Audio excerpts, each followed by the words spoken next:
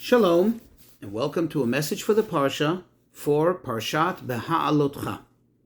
Now, one of the many topics in this week's Parsha is the topic of the offering of the Korban Pesach, of the Passover offering, on the anniversary of their exodus of Egypt, from Egypt.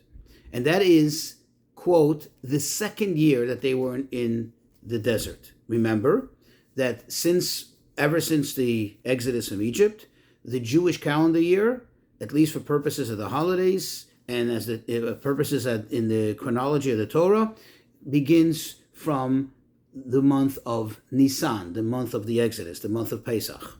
Thus, it's the second year. As it came Rosh Chodesh Nisan, the year turned over and a new year began.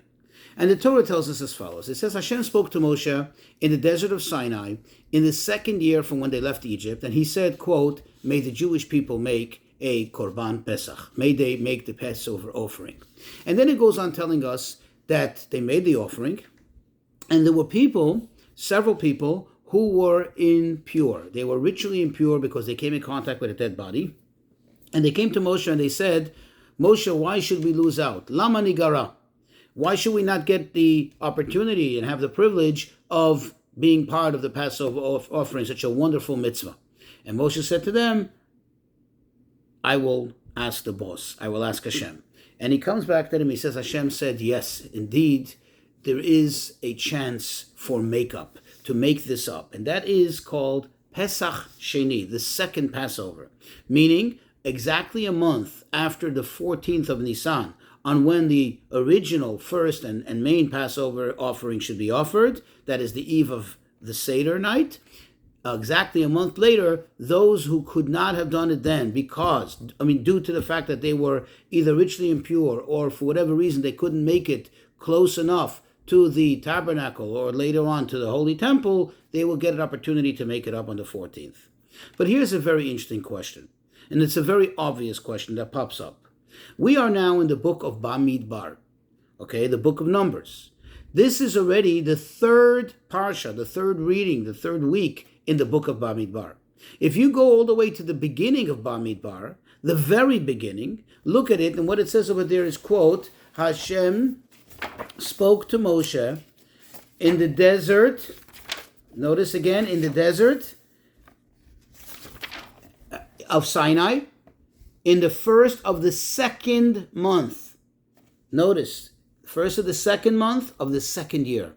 That means the very first parsha in this book was told to the Jewish people, that mitzvah of counting the Jews, and that's where this book gets the name, the book of Numbers, the book of counting, that this was told to the Jewish people a whole month after the episode that appears in this week's Parsha, which I just shared with you, namely the one about telling them on the first of Nisan about offering the first of Nisan in the second year about offering the Korban Pesach.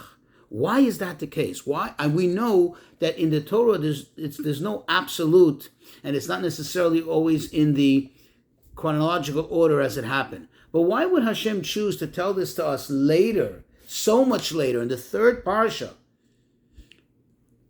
to relate with us, to share with us a narrative of an episode which occurred a whole month before the very first thing that's mentioned in this week's in this Chumash, in this book of the Torah? So Rashi tells us, and Rashi says, look, the reason for it is because this has somewhat of a negative portrayal of the Jewish people. This has some kind of negative representation of the Jewish people.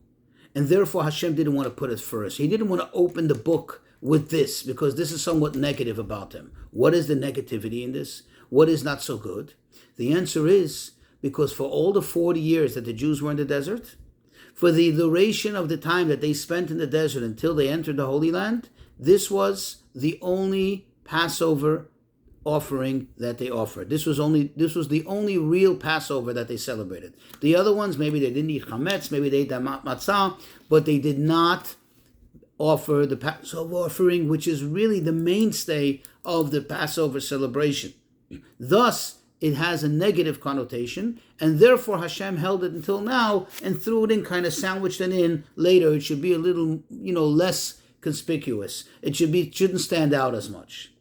But the Rebbe asks a very powerful question. The fact that the Jews only offered this Passover offering is due to the fact that this is the only one that they were commanded to do. In other words, Hashem only told them to make this offering and did not give them the green light to make the offerings for the next 38 years.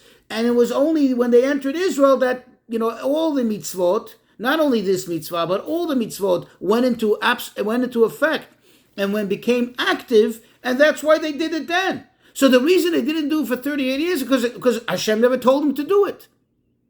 In other words, they didn't have the green light to do it, so that's why they didn't do it. So why is that a negative thing about the Jewish people? Why are we concerned about them being portrayed negatively? What is the negativity here? So the Rebbe says, from this story itself, we can actually understand what is the negativity. Because when it came to those few individuals, remember, it was only a small group of people, a very small group of people. And compared to the entire congregation, there was so minuscule, they're not even 1%. Not even a fraction of a percent. And yet when they came and demanded, they said, why should we lose out? We want to be part of the mitzvah. Remember, the reason they weren't part of the mitzvah is not because of neglect. It's because they were not allowed to by Hashem's guidance, by Hashem's law.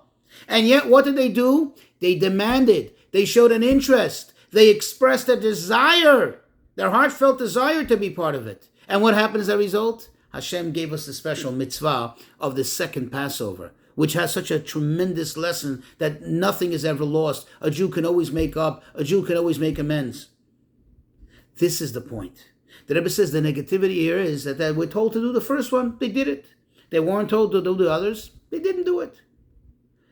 If a few individuals could have had such an impact with their strong desire, imagine if the entire congregation came to Moshe, came to Hashem and demanded and said, why should we not offer a Passover offering for the duration of the 40 years, for the next 38 years? Why should we lose out?